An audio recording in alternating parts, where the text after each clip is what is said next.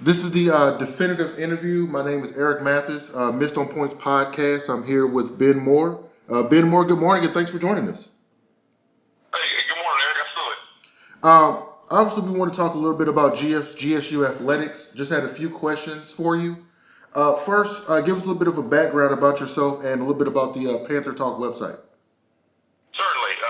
Appreciate you having me on, and certainly to discuss Georgia State. I personally graduated in 2003 from Georgia State journalism degree, and that kind of leads right into the website. I'm the editor-in-chief for the website there at www.panthertalk.com, and we have a message board function as well, but I manage the front page. My business partner Ryan runs the message boards, and we have continued to grow as Georgia State has grown over the last 2.5 years or so. So we're excited at the traffic, and we have a lot of new things coming in 2012. All right. Now, for those of you who don't know, I am also a GSU alum. Why the reason I have the GSU alum handle on the webpage. Came out in 2007. I was around in 2003. I know a bit about GSU history and basketball from Lester Giselle. This year's team kind of seemed a bit of a surprise. Came in, did very well, 21-11. Lost a tough game in a CAA tournament. Where do you see GSU basketball going under Coach Hunter over the next few years? It's a great question, and it's one that I've been asked all over the country in the last few days since that loss against George Mason up there in Richmond.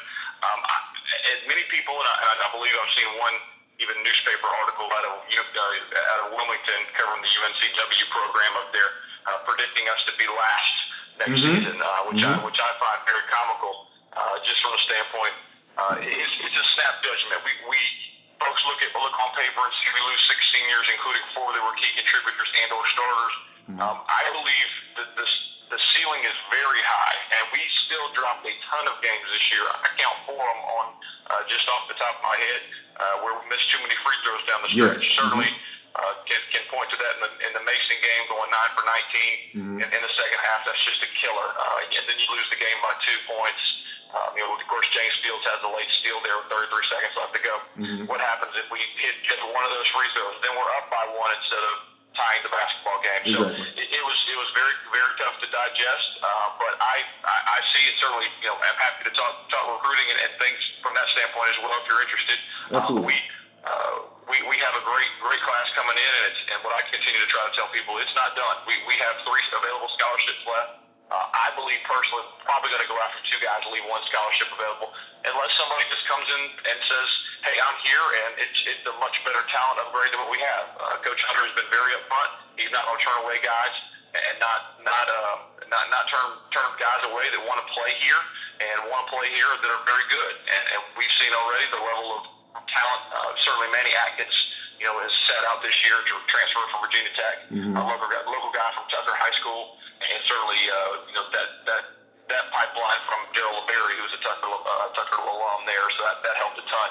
But Manny's a very good player and a very good ACC caliber player, and I don't think we've seen players like that since another Tucker alum, Shenard Long, that's on that team with Lester Giselle. So I'm excited to see him. I've heard great reports from practice. I've heard rumblings in practice about Manny, and I can't wait for him to get eligible. But certainly we have some business to attend to already, and I'm hoping some of the rumblings are true.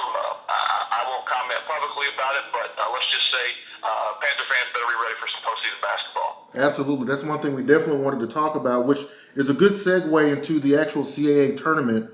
VCU wins the tournament. They defeat Drexel. Does the VCU winning the CAA tournament mean that the CAA gets 2 teams in, maybe Drexel's on the bubble?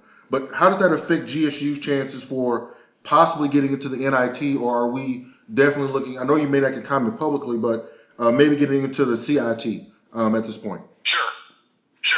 These are just my opinions too, not back from anyone. But yes, I believe it helps. Drexel's winning streak of 18 straight games was just absolutely insane. To see where we went, and certainly set the record this year for the program to win 11 straight. I mean, basically, we beat Drexel at home by 13 points, and really, for those that were there, it felt like a much bigger win than just 13 points. They didn't lose again until last last Monday, and it's just beyond me. You went over a month without losing a basketball game, and tremendous credit to Bruiser Flint and his staff for keeping those guys focused. Because as we know, going on the road in this league is never easy, and they have a team that was very much built for success. I get kind of tired of folks, sort of the four-letter network and the bigger guys that sit around and say, they look at their schedule, this and that, and the other. To me, seeing him, and I may be biased certainly because the team that we root for lives and breathes in the CAA. They're one of the best 68 teams in the country, and they belong in the field. As it relates to that, I believe the next slot down, I think you'll see VCU and Drexel into the NCAA tournament. Personally, I think you'll see George Mason in the NIT. I think the winner of that game when we played them, which was Mason, of course, on Saturday night, went to the NIT. I think Mason has a good enough resume, certainly, to do that. They under Coach Hewitt, that matters in the NIT stages, and he knows a lot of folks on the NIT selection committee. I do believe they're in. I believe we're either a CBI or CIT team, and I wouldn't rule out a home game. I really wouldn't, because we have nationally, and certainly with the CIT, and I would only lean to the CIT right now because Charles Lefty-Driesell is on the selection committee, and his name happens to be on our floor. So we have an in, as I like to say. So we have a reason for folks to pick us there, and I'm excited. We haven't seen postseason basketball at Georgia State since 2002, and I do believe there may be a small chance for the NIT, but our resume is the same reasons that would keep Drexel out of the field would keep us out of the field. It's very difficult with the strength of schedule that we had. We had a lot of teams that we thought were going to perform well this year. They haven't. I mean, really the only top-notch team on our record right now is Washington, and Washington is in a very bad Pac-12 this year. They won the regular season tournament, and I'm hoping they reach certainly the conference championship there out in the Pac-12, and at the very least hopefully win it to boost even our resume and boost the league's resume. Right. But Drexel's biggest issue right now, as I see it, their schedule is very tough. Both big games that they played this year, they lost. They played against Virginia in a tough one and lost, a low-scoring contest, and they also lost to St. Joe's. Everyone else outside of conference is above 100 in the RPI, and unfortunately, that's the way the selection committees look at it. They look at who'd you play, where'd you play, and did you win? Right.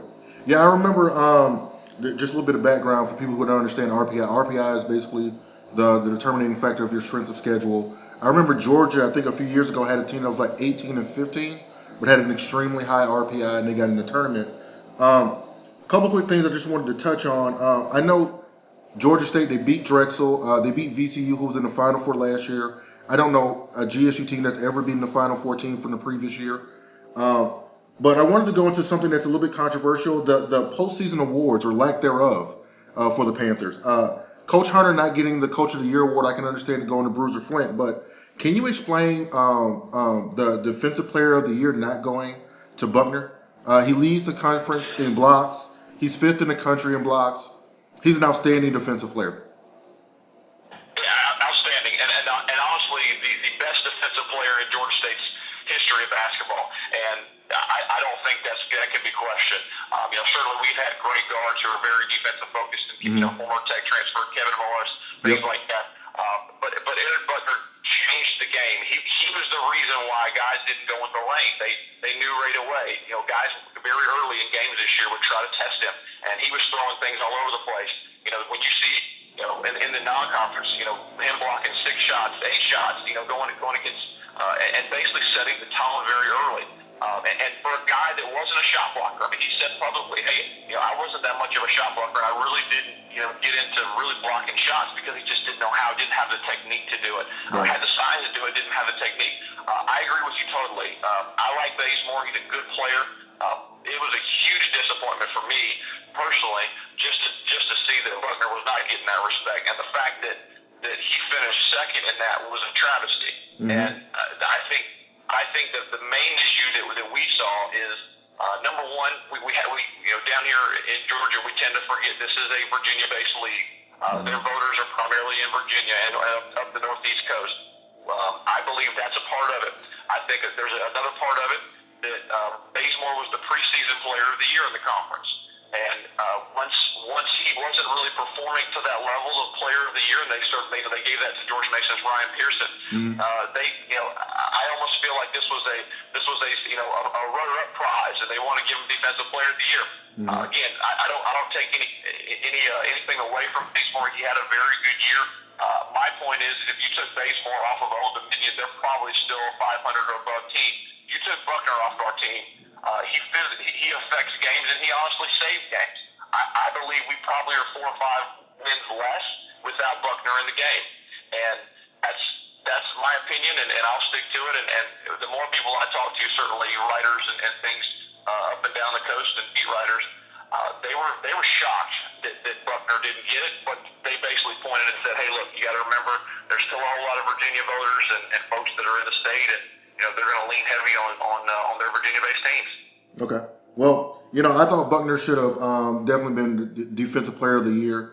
I follow the team closely. I'm an alum. I root for Georgia State, all sports, to be a matter of fact. So that was surprising. Coach Hunter not getting the Coach of the Year award with Drexel's record and what they did this year is understandable. I would have loved to see Coach Hunter get it, but the Buckner one is just a travesty, and I don't understand it. Let's go to something that's a little bit more a happier place, so to speak. The recruiting class this year. We've got 4 guys in the fold right now for basketball. We've got Coach Hunter's son, who is a shooting guard, I believe, can shoot the lights out. We've got T.J. Ships, who's a local product here from Beaufort, who's played outstanding in his senior season. A couple of kids who I'm unaware of, Cameron and is it Travers? Tarvers? Yeah, David Travers out of California, and like you said, RJ's a very good shooter. He plays the wing, shooting guard, small forward, and certainly for those folks who follow the SEC, he played at Pike High School. Pike High School last year, when RJ was a junior, his point guard was Marcus Teague. Certainly the people in the Atlanta area don't understand that name, Teague. That is Jeff Teague's younger brother. So he's been a powerhouse program up there at Pike High School, and they actually played this Saturday in the first round of the state playoffs, in the Indiana State playoffs. But yeah, he's above 50% shooter from the field, over 41% shooter from 3, lights out shooter at 6'6.5". When I talked to initial recruiting analysts talking about RJ when we were in the process, when he had verbally committed, he was compared favorably to a right-handed Tayshaun Prince, to give people an idea down here in the South. You mentioned TJ, certainly up at Beaufort. He's a 6'7.5", 6'8", 225-pound back to the basket power forward. He is not slow by any means. He's a very athletic. He can get up and down the floor. Very, very high percentage shooter. A little bit of a shot blocker. Not really his specialty, but he's a double-double machine. And he has a big body and he has a wide frame. I think he can continue probably to gain another 5 or 10 pounds. Now, get in and get bigger. Now, Shift, wasn't he is he the conference player of the year, 6AA or something? He was. Okay. He was. He plays in a little bit small region. He played for Beaufort High School up north side of Atlanta, and they're in the AA region in the state of Georgia. And they actually lost in the second round, and that's another big thing too. Overall, with the recruits that come in, every single one of them advanced in the playoffs. Every single one of these guys, just continue to do well. And really, that's the biggest thing that we've seen is you're not picking off guys from 3 or 4 win teams.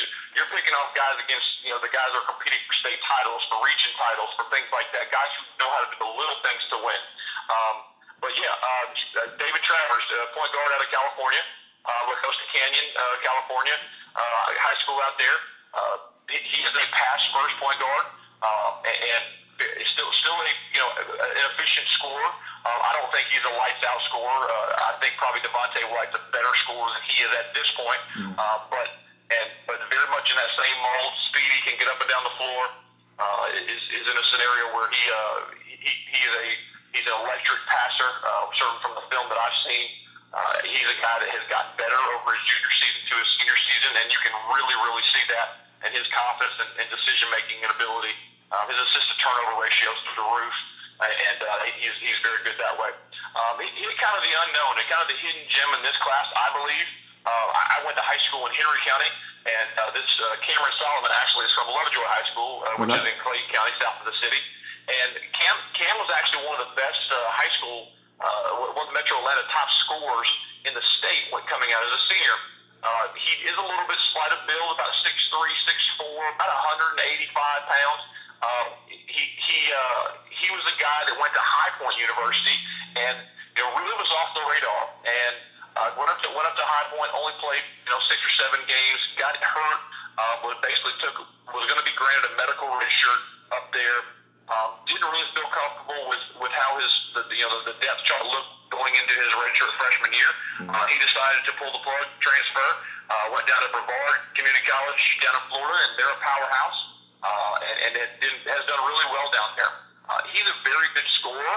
I wouldn't say he's a great shooter yet. He's kind of continuing to get better, but he's your prototypical 2 that can slash, get to the bucket, and he's very long. Kind of reminds me of his length about, kind of, if you watched the team this year with Jihad Ali.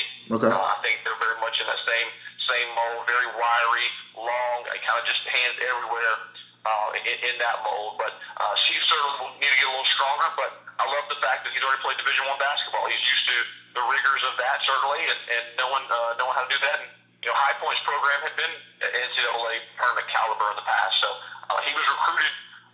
He's recruited for that system to go back to the NCAAs, and unfortunately just got hurt. So he does come in with some experience, and that's a great thing for us. Okay, last thing before I move on to the football team. I know you talked about Manny Atkins. We had a very highly recruited player last year, and I forget his name right now. You said we've got 3 other scholarships out there. Are we looking at any kind of impact players beyond what we have now, or are we looking to kind of fill up the roster a little bit, you think? No, these will be impact players. The biggest thing that Hunter has tried to do on the recruiting circuit right now is he's letting folks know, look, we have 6 seniors and we have 4 signees in the fall. We need 2 more impact players, and we need guys to do it.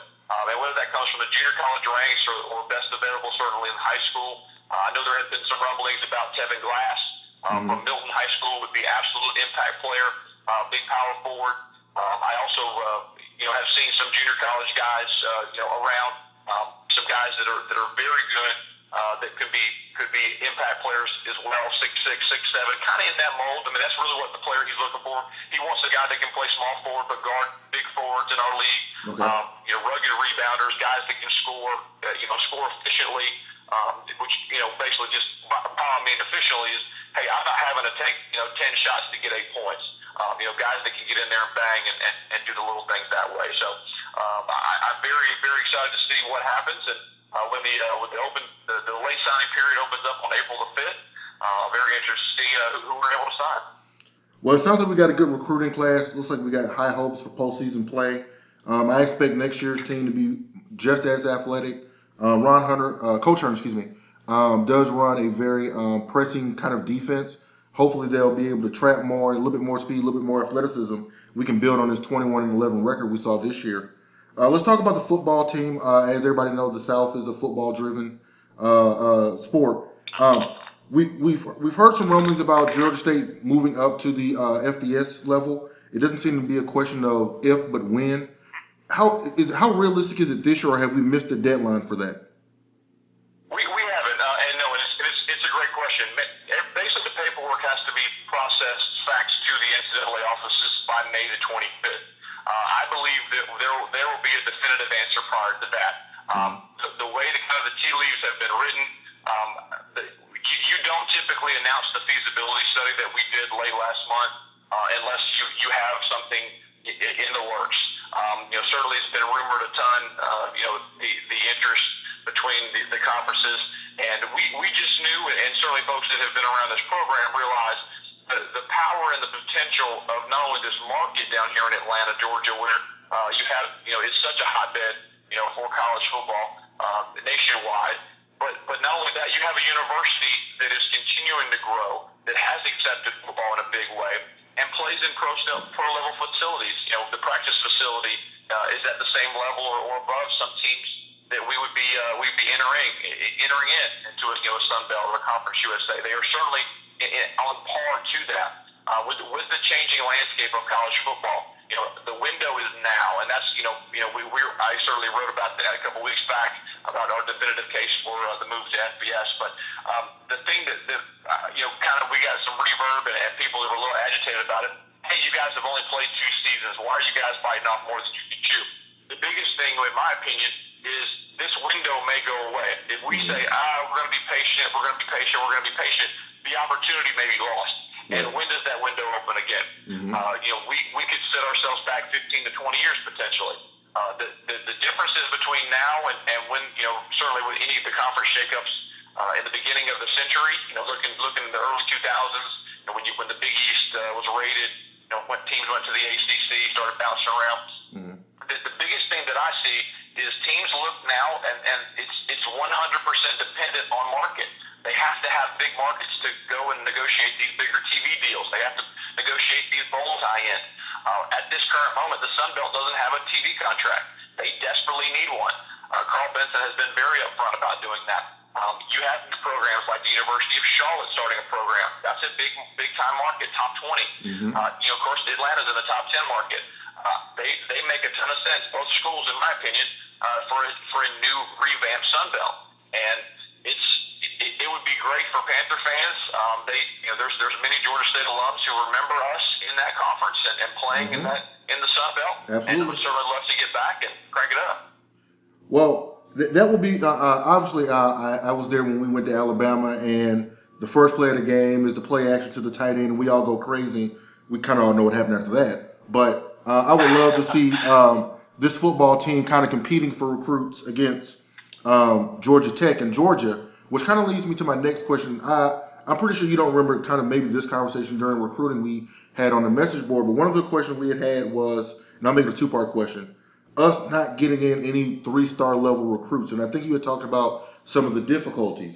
One, would obviously the transition to FBC, an FBS Sun Belt type conference would improve that caliber. Talk about how recruiting would change with us going to say the Sun Belt Conference, and who are some recruits that we brought in this year we really need to keep our eye on?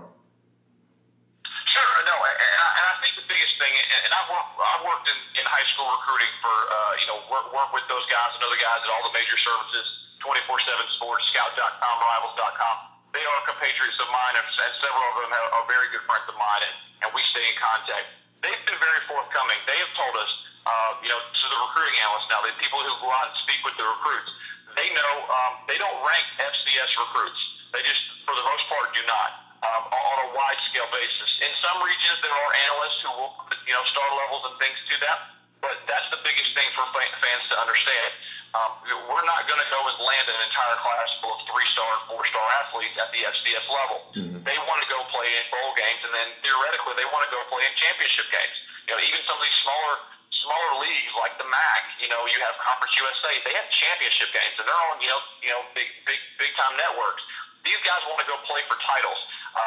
Here, certainly in the FCS level, you have they've just recently expanded the FCS playoffs, but you still have only 1/5 of the entire country plays in a playoff. And the recruits, especially in the state of Georgia, they see Georgia going to a bowl, they see Tech going to a bowl, Auburn, Alabama. Will we ever get to that point to recruit against them? I can't say that.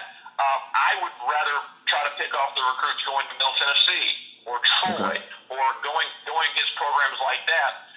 Going against a Central Florida, a South Florida, schools where we can keep guys in state that want to play in front of family and friends, instead of saying, you know what, I'm going to go down here, have a chance to play for a title or a bowl game, instead of maybe having a shot at this FCS playoffs, Are we Division I, AA, Division II.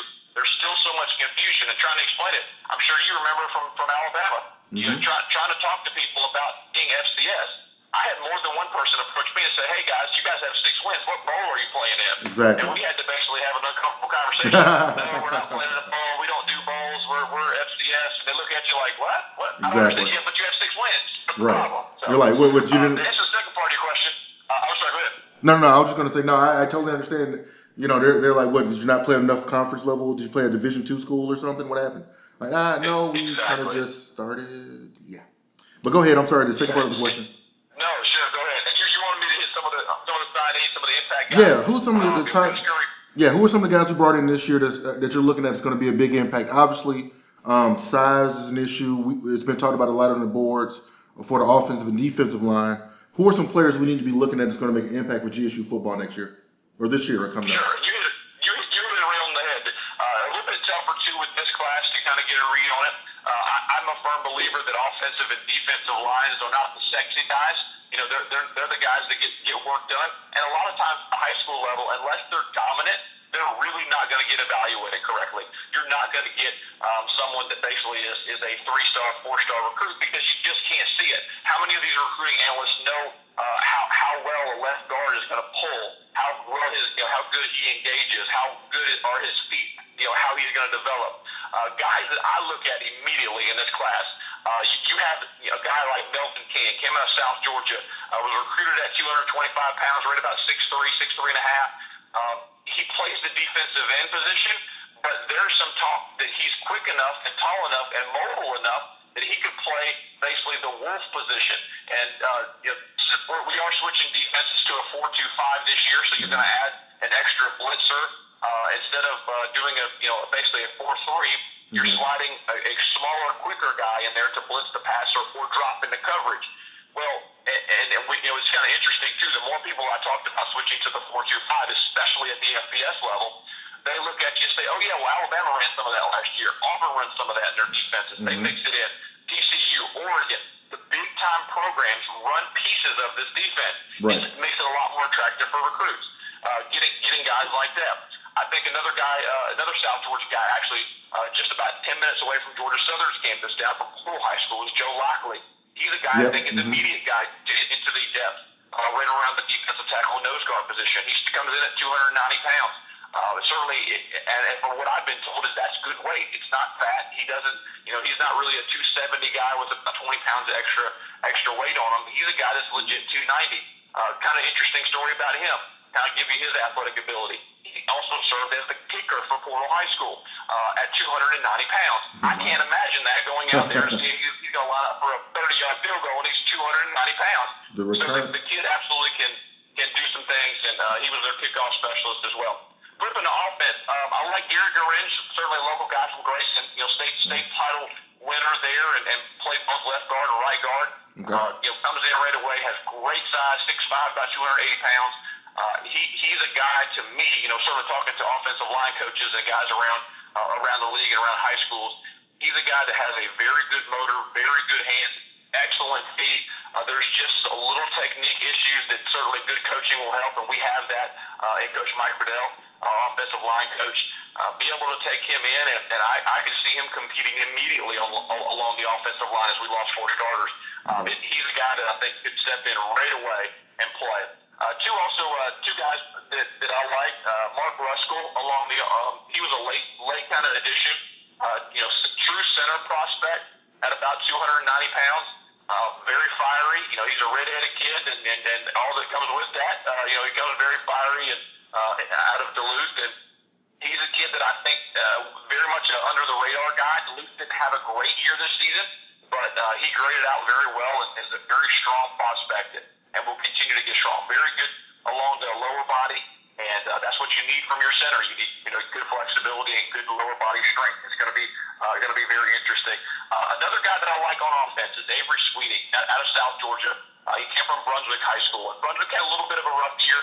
Certainly we're under the radar a good bit, but I've been told by at least 2 people that he's one of the fastest players in the state, and that's high praise in the state of Georgia, as we know. He's a little bit of, he's a 5'8", 5'9", kind of in that 165 or so range.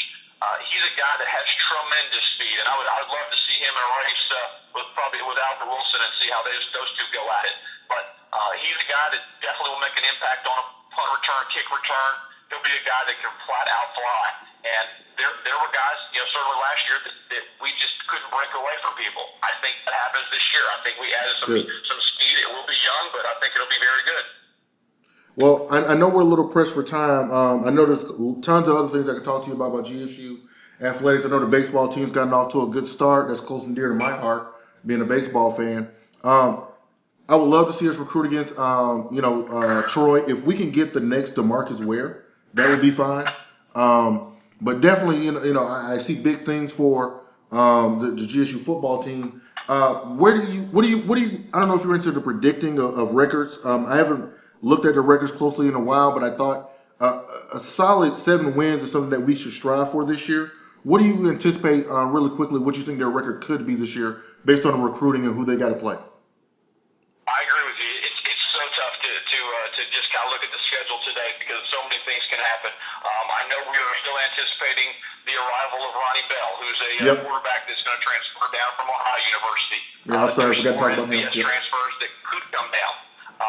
Last year, certainly we added a game breaker in Donald Russell. That came across the offensive line, and he became your starting running back and really your bell cow running back. We added him late. So with that being said, I think currently constructed, I feel very strongly about the skill positions, and I agree.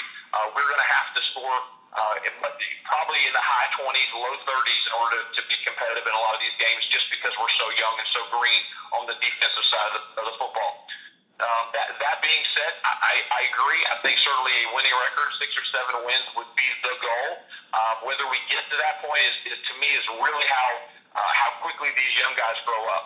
I do believe it's a reality that you will have 2 to 3 freshmen rotating in on the defensive line and linebacker core. That's very dangerous because, as we well know, freshmen are talented, but they will make a lot of mistakes because they could get fooled based on the opponent. Along the offensive line as well, being able to lean on true freshmen along the offensive line. They have to grow up really quick. And the CAA, especially in league play, is very good along the lines and have very good coaches in the league, certainly at Old Dominion and Delaware and up and down the board. I can go on based almost every single one of our opponents is very good. What I'm interested to see is getting out to a good start. I want to see basically us defend our home turf like we have in the history of this program. And I believe if we can get 3 to 4 wins there, collect a win or two, there are some lower tier CAA programs that aren't very good. Richmond has really struggled. You have a scenario where toward the bottom of that league where we may be able to pick up a 1 or 2. And how great would it be to get to the end of the season and, like you said, 5, 6 wins and making that final home game matter and potentially be on the board of a CAA playoff berth. Well, Ben, I know you probably got a million things to do. I greatly appreciate the time. Hopefully we can have you back on after GSU is announced in some postseason play and kind of get your thoughts and pick your brain a little bit. But again, let the people know, I'll let people know, PantherTalk.com is your home for GSU sports and the information. Ben, on behalf of Missed on Points podcast, we really appreciate your time, man. Thank you very much. Thanks. I appreciate you having me. All right, thanks.